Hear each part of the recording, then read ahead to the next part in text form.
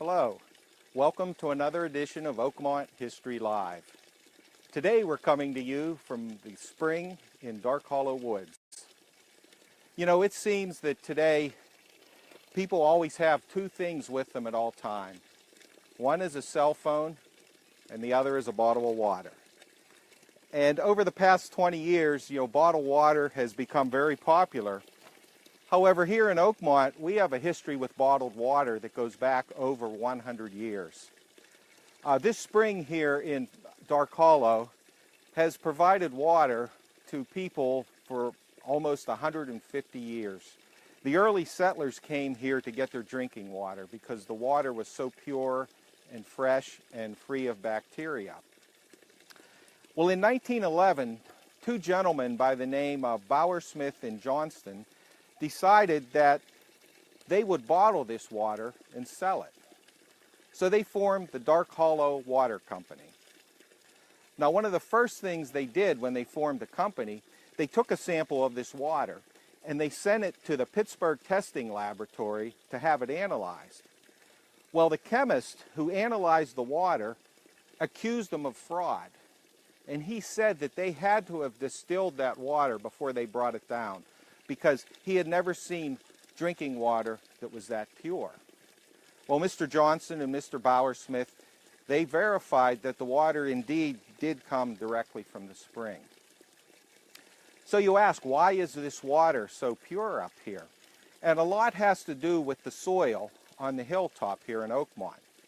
This hilltop is covered by a type of soil that's called loam, and that's spelled L-O-A-M.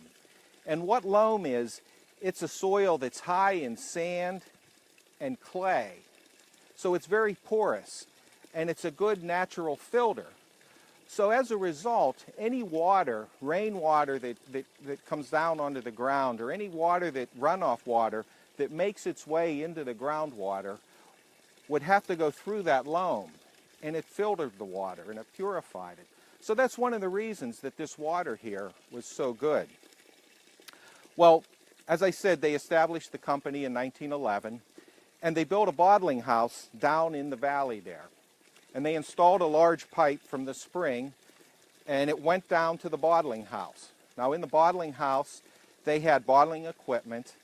They packed the water, dispensed it into half-gallon jugs. They took 6 of these jugs, placed them in a wooden case. The cases were then loaded onto wagons pulled by horses, who transported it down to the Plum Creek Railroad, which ran along Plum Creek. The water was then loaded onto the trains and sent out to market. Now, Dark Hollow spring water had a fine reputation across the country.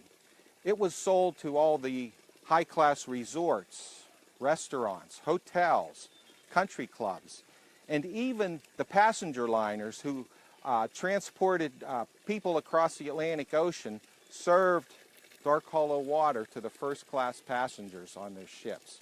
So it had a very good name, was very desirable across the country.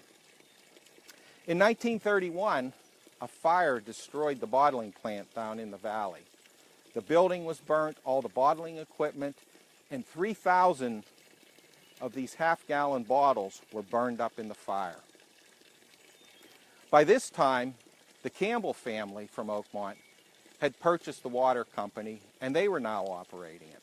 So when they rebuilt the bottling factory up on the hilltop, and that's up where the parking lot is now for Dark Hollow Woods. So at that point, they installed a pump. They pumped the water from the spring up over the hilltop, bottled it in the facility on the hilltop. It was loaded into trucks by this point and taken to market by trucks rather than train. So they had a very good business. As I said, the water was well known all over the country. So you wonder, what happened to Dark Hollow water? Why did it disappear? Well, there were a couple of factors, but the main factor was after World War II, you saw a lot of development on the hilltop here in Oakmont. So as a result, they built streets, highways, they built houses, installed sewers.